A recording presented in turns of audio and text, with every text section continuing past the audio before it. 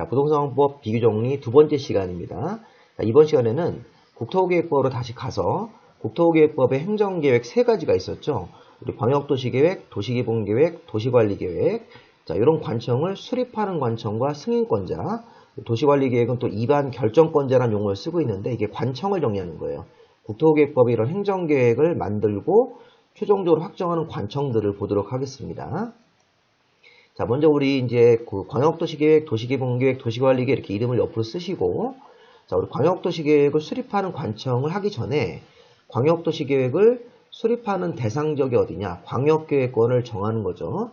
자, 우리가 도시기본계획이나 도시관리계획은 각자 개별 도시 6개 별로 수립하고 입안하면 되는데, 이 광역도시계획은 광역계획권을 별도로 정해서 인접한 2개 이상 도시, 자, 인접한 2개 이상 특광시군 도시를 2개 이상을 뭐 전부를 묶든 일부를 묶든 이렇게 지정 절차가 들어가야 되고, 이 광역계획권에 지정하는 관청이 누굽니까? 국토부 장관하고 도지사입니다. 자, 제가 강의할 때 이런 그림을 한번 보여드렸던 적이 있었어요. 자, 광역계획권은 우리 서울이라는 도시하고 인천이라는 도시하고 서울 주변에 있는 경기도 도시들이 기능을 연계하기 위해서 서울 들어가고 인천광역시 들어가고 경기도에 있는 여러 도시들을 묶어서 이 점선 형태로 광역계획권을 묶을 수 있죠. 자, 이렇게 묶은 거면 이게 서울시 광역계획권입니다. 서울시를 중심으로 서울시 광역계획권을 묶는데 이거 누가 묶습니까? 국토부 장관이 정해야 되는 거죠. 왜 국토부 장관인가요? 서울시와 인천광역시와 경기도 도시가 포함되어 있으므로 서울, 인천, 경기도보다 상급자인 국토부 장관이 광역계획권을 정합니다. 자, 반면에 광역계획권의 또 다른 케이스는 전주, 김제, 군산, 익산, 완주같이 전라북도 안에 있는 이런 시군들, 전라북도 아래에 있는 시군 5개가 묶이는 형태도 있습니다. 이런 경우는 전라북도 안에서 묶이기 때문에 이런 5도시를 기능 연계해서 묶을 때는 도지사, 전라북도 같은 도지사가 광역계획권을 정하는 겁니다. 다시 글씨로 돌아오면 이 광역계획권은 인접한 2개 이상 도시를 묶는다. 서울처럼 막 30여 개를 묶을 수도 있고 전주를 중심으로 5개를 묶을 수도 있는데 묶는 관청이 국토부 장관하고 도지사입니다. 서울권은 국토부 장관, 전주권 같은 경우는 도지사입니다. 요거 시도지사 그러시면 안 돼요. 서울권은 국토부 장관이 정하고 전주권은 도지사가 정한다. 이렇게 한번 보시고, 자, 그러면 도시기본계획은 수립하는 대상지역이 어디입니까? 광역도시계획은 광역계획권을 정해서 수립하는 건데 도시기본계획은 그런 거 묶지 않죠. 특별시, 광역시, 자치시와 자치도, 시, 군 각자 개별 도시 안에다가 수립한다. 다만 지역 여건상 필요하면 인접도시를 포함해서 수립할 수도 있다. 서울특별시가 도시기본계획을 서울시 안에서 수립하다가 인접한 경기도, 성남시 같은 경우를 포함할 수도 있습니다. 도시관리계획도 도시기본계획과 유사하죠. 자, 국민들의 권리를 침해하는 도시관리계획을 입안할 때도 특별시, 광역시, 자치시와 자치도, 시군 안에서 입안하는데 여기도 지역 여건상 필요하면 인접도시를 포함해서 입안이 가능하다. 자, 광역계획권을 정해서 광역도시계획을 수립하는 거고 도시기본계획은 각자 개별 도시 안에서 수립하거나 입안하는 게 원칙입니다. 자, 그러면 이제 이렇게 그림을 보시면서 아까 우리 광역계획권을 정하는 형태 2가지, 그 다음에 도시기본계획 같은 경우는 각자 개별 도시별로 도시기본계획을 만든다. 이렇게 그림으로 한번 인식을 해보시고, 자, 그럼 이제 바로 이제 우리 관청으로 들어갈 건데 수립권자, 입안권자죠. 광역도시계획과 도시기본계획은 수립권자고 도시관리계획은 입안권자라고 합니다. 자, 우리 결론을 보면, 자, 우리 광역도시계획은 광역계획권이 같은 도 안에 있으면, 자, 우리 광역계획권이 같은 도면 이게 바로 전주권입니다. 전주권. 광역계획권이 전주권처럼 같은 도 안에 있을 때는 해당 시장군수가 공동수립. 자, 광역계획권이 2개 이상 시도에 걸치는 경우는 서울권이죠. 서울권. 서울특별시, 인천광역시, 경기도에 걸쳐서 묶여있는 서울권은 해당 시도지사가 공동수립. 광역계획권이 같은 도에 있을 때는 전주권이면 아까 그 해당되는 시장군수 있었죠. 전주시, 김제시, 군산시, 익산시, 완주군수가 5명이 모여서 협의해서 공동수립하고, 아까 서울시와 경기도에 걸쳐있는 케이스일 때는 서울시, 인천광역시, 경기도가 공동수립. 자, 그런데 만약에 3번, 4번이 뭡니까? 원칙은 이렇게 공동수립으로 가는 거죠. 근데 광역계획권 지정된 날로부터 3년 지날 때까지 시장군수가 도지사한테 승인 신청을 못 내면 3년 지난 다음에 도지사가 직접 수립하는 경우도 있다. 예외적으로. 여기 1번에서 시장문수가 공동 투입했으면 도지사한테 승인 신청을 내야 되는데 3년 지날 때까지 시장문수가 도지사한테 승인 신청을 안 내면 도지사가 직접 수립한다. 또 네 번째, 국가계획 관련되거나 아니면 광역계획권 지정일로부터 3년이 지날 때까지 시도지사가 승인 신청을 안 내면 이때는 국토부 장관이 직접 수립하는 경우도 있다. 이렇게 공동수립, 도지사 단독수립, 국토부 장관 단독수립, 이게 광역도시계획의 수립권자입니다. 자, 추가로 이 광역도시계획은 시도지사가 공동수립해서 국토부에게 승인받으러 가야 되는데, 자, 근데 시도지사가 국토부 장관한테 요청을 해가지고 국토부 장관과 시도지사와 이렇게 상급관청과 공동수립도 가능한 거죠. 다시 한번, 시도지사는 원래 국토부 장관한테 공동수립해서 국토부 장관한테 승인 신청을 내야 되는데 승인 신청을 안 내고 수립하는 과정에서 시도지사가 요청을 해서 국토부 장관한테 요청을 하면 국토부 장관과 시도지사가 이렇게 공동수립도 가능하다. 자, 비슷한 형태로 시장문수가 원래 도지사한테 승인 신청을 내야 되는데 그렇게 하지 않고 시장문수가 요청을 해서 도지사랑 공동수립하는 경우도 가능하다. 그리고 하나 더 있어요. 도지사 단독수립이 하나 더 있었죠. 시장문수가 요청을 해가지고 시장문수와 도지사가 공동수립도 가능하고 또 시장문수가 요청을 하면 시장문수는 빠지고 도지사가 단독수립하는 경우가 하나가 더 있습니다. 그래서 결론이 이겁니다. 자, 우리 광역도시계획은 시장문수 공동수립, 시도지사 공동수립이 원칙이다. 근데 3년 지날 때까지 승인 신청 안 하면 도지사 단독수립, 국토부 장관 단독수립도 있고 또 이렇게 상급관청과 공동수립도 있었죠. 국토부 장관은 시도지사가 요청을 하면 이렇게 플러스로 해서 공동수립도 가능하고 시장문수가 도지사랑 공동수립하는 경우도 있다. 추가적으로 도지사 단독수립이 한 번 더 나온다. 이렇게 하나, 둘, 셋, 넷, 다섯, 여섯, 7개로 정리를 하시면 되겠습니다. 광역도시계획은 이렇게 상황에 따라 수립하는 겁니다. 좀 어렵죠? 우리 광역도시계획 수립권자. 자, 그리고 우리 이제 도시기본계획의 수립권자는 간단하죠. 자, 도시기본계획은 특별광역자치시와 자치도 시장문수 6명만 관할구에 대해서 수립을 하여야 한다. 이렇게 되어 있기 때문에 6명만 수립권자가 되는 거예요. 국토부 장관 이런 사람들은 수립권자가 아닙니다. 자, 도시기본계획은 6명만 수립을 하는데 이런 특징이 있었죠. 6명의 도시회장들이 관할도시 안에다가 수립을 하여야 한다. 의무인데 수립하지 아니할 수 있다가 있습니다. 자, 원래 수립을 하여야 한다는데 수립하지 아니할 수 있는 곳이 어디입니까? 수도권 외의적으로 광역시와 경계를 같이 하지 않고 인구 10만 명 이하가 모두 맞는 시군. 이 세 가지가 모두 맞아야 돼요.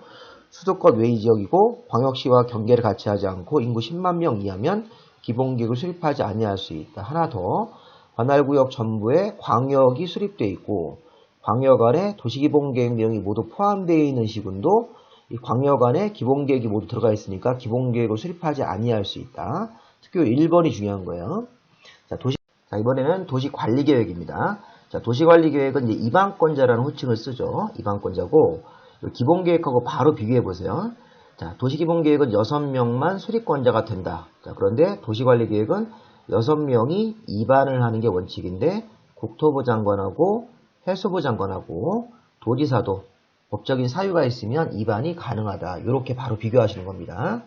자, 기본계획은 6명만 수립권자인데 도시관리계획은 6명에다가 국토부, 해양수산부 장관, 도지사가 추가되는 거죠. 자, 한번 읽어보겠습니다. 도시관리계획은 특별광역자치시와 자치도 시장문수가 자기 관할구역 안에다가 입안을 해야 된다가 원칙인데, 자, 국토부 장관이 국가계획 관련돼서 도시관리계획 입안이 필요할 때, 아니면 2개 이상 시도에 걸쳐서 용도지역 같은 것들을 정할 때는 장수가 넓다는 뜻이에요. 서울시와 경기도에 걸쳐서 넓게 용도지역 같은 걸 정할 때는 시도지사보다 높은 국토부 장관도 입안할 수 있다. 자, 수산자원 보호구역은 해양수산부 장관도 입안이 가능한 거죠. 그래서 수산자원 보호구역에 대해서 해수부 장관도 입안권을 갖습니다. 자, 국토부 장관이 이런 두 가지 사유가 있을 때 해수부 장관도 수산자원 보호구역에 대해서 입안할 수 있다. 도지사도 도지사가 직접 수립하는 사업계획과 관련돼서 입안할 때, 또는 2개 이상 시군에 걸쳐서 넓게 입안할 때는 2개 이상 시군보다 높은 도지사도 입안이 가능한 겁니다.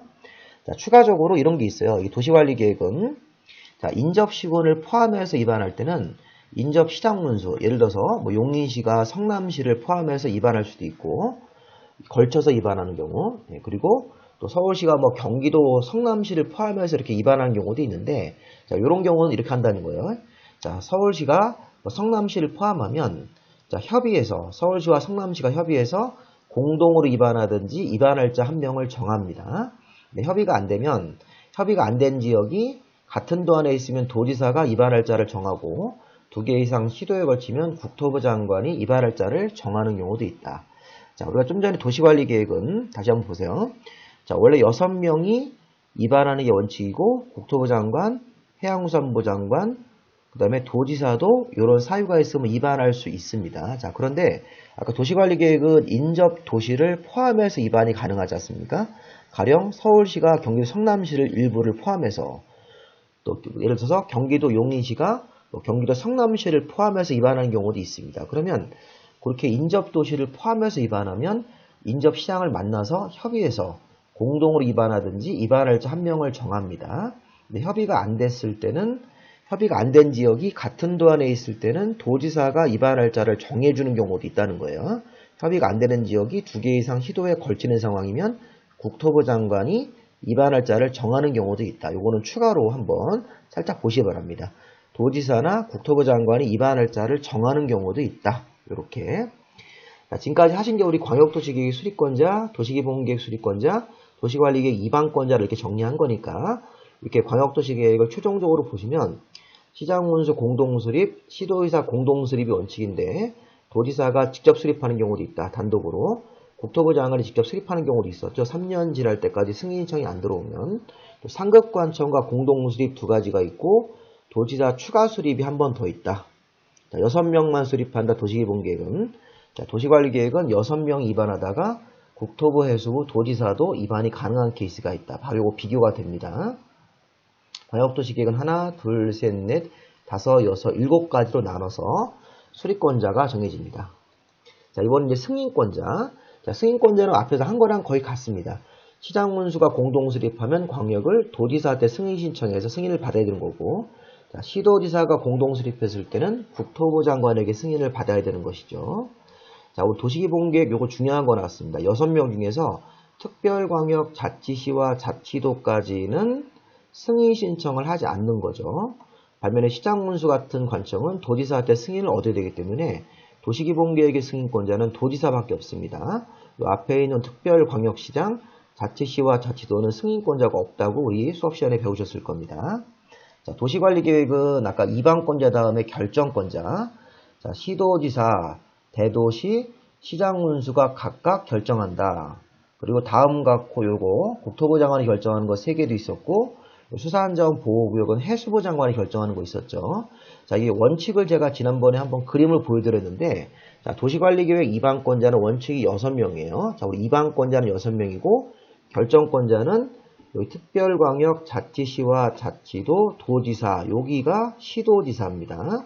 대도시도 결정권자가 되는 경우도 있고, 시장문수도 결정권자가 되는 경우가 있다. 지구단위계획 관련된 그 2개에 대해서 입안했을 때. 자, 입안권자 6명인 건 아시겠죠? 자, 결정권자가 여기 특별광역자치시와 자치도, 도의사, 시도지사, 대도시, 시장문수가 결정권자가 된다. 자, 우리 어떻게 해석합니까? 자, 입안권자가 특별시, 광역시, 자치시와 자치도면 자기 자신이 입안해서 자기 자신이 결정권자가 되는 거죠. 자, 그런데 요 시장문수는 요 앞에 있는 4명과 다르게 서열이 요건 3등이죠. 특별광역자치시와 자치도는 서열이 2등이고, 자, 국토부 장관은 당연히 1등이고요.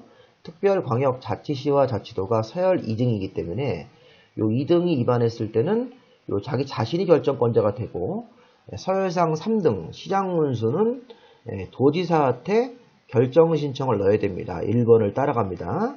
자, 시장문수는 서열 3등이 입안했을 때는 도지사한테 결정 신청을 내야 되는데, 다만 시장 중에서 인구 50만 이상의 대도시는 자기 자신이 결정권자가 된다. 이렇게 시장문수는 원래 도지사한테 결정을 받으러 가야 되는데 1번. 다만 요 2번으로 넘어가니까 시장 중에서 인구 50만 이상의 대도시는 자기 자신이 결정권자가 되는 거예요. 요 파란색 라인은 자기 자신이. 자, 그런데 하나가 더 있죠. 대도시가 아닌 시장문수도 요 지구 단위 계획 관련돼서 대도시 간이시장이 지구 단위 계획 관련돼서 또 군수도 지구 단위 계획 관련된 걸 위반했을 때는 도지사한테 결정받지 말고 자기 자신이 결정하는 경우가 있다. 이렇게. 그래서 여기 앞에 우리 글씨 보시면 시도지사가 우리 좀 전에 배웠던 여기에요. 시도지사. 네, 그 다음에 여기 대도시도 있어요. 대도시. 그 다음에 시장군수도 지구단위 계획 구역, 지구단위 계획 같은 이런 지구단위 관련된 것은 시장군수가 자기가 위반해서 자기 자신이 결정되는 경우가 있다는 것이죠. 이렇게 한번 해석을 해서 위반권자를 이 결정권자랑 연결해서 이 파란색 라인을 따라 들어가면 자기 자신이 위반해서 자기 자신이 결정이고 빨간색 라인을 따라가는 거는 상급자한테 결정을 올린다는 의미로 시도지사, 대도시, 시장군수가 결정하는 거 두 가지가 있다는 것이죠. 네, 그리고 이제 국토부 장관한테 별도로 결정받는 거는 국토부 장관이 자기 자신이 위반한 거, 개발제한구역 지정 변경은 항상 국토부 장관이 결정한다. 시가조정구역이 국가계획하고 연계됐을 때는 국토부 장관이 결정하고 수산자원 보호구역은 해양수산부 장관이 결정하는 것이죠. 이렇게 해서 관련 내용들을 보도록 하겠습니다. 자, 우리 공법은 반복학습이 중요합니다. 꾸준함을 이기는 재능이 없답니다. 그러니까 반복학습하시다 보면 공법의 내용들이 머릿속에 입력이 됩니다. 자, 이렇게 제 강의를 이용하셔서 반복하셔가지고 합격하시면 저한테도 큰 보람이고 기쁨이니까 열심히 공부하시기 바랍니다.